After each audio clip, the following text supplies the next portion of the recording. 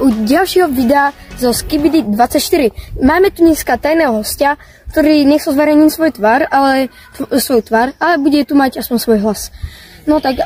Môžeme na tých začať. Môžeme asi začať. Vítajte pri ďalšej epizóde Skibidi 24, kde vám prinášame tie najšialnejšie správy zo sveta Skibidi.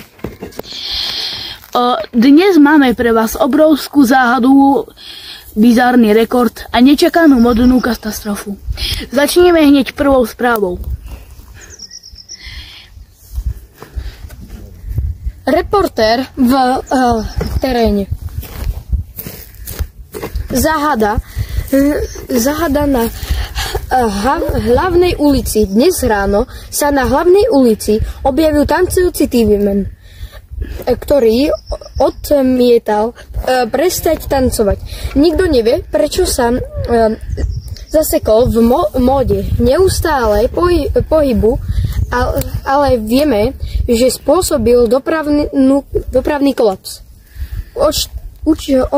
Očití svedkovia. Myslel som si, že je to flash mob, ale potom tancoval 3 hodiny bez prestávky. Vodič trúbil, ale on len krútil rukami a kričal TV power. Miestni vedci sa snažia zistiť, čo sa stalo, ale zatiaľ jediný návrh je dať ovládač na vypnutie. Špecialitná na bizarnosti. Neuveriteľný rekord. Včera sa Skibidi Toilet pokúsil zlomiť svetový rekord v najdlhšom sklze po banánovej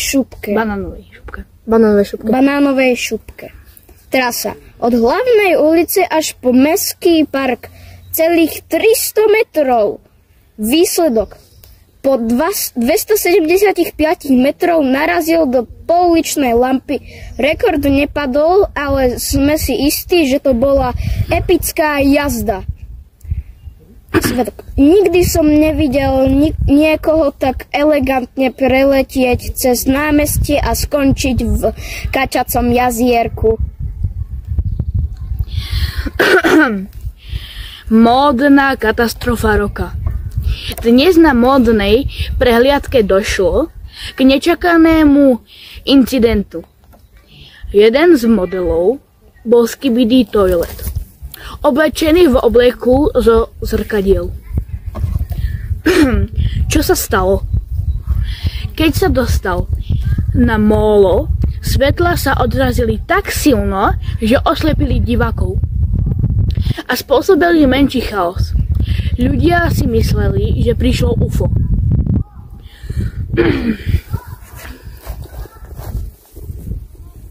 Modný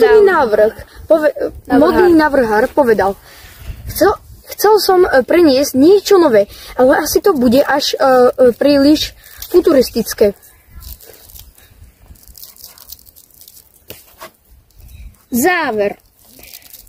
To je pre dnešok všetko zo Skibidi 24. Nezabudnite, že vo svete Skibidi sa môže stať čokoľvek.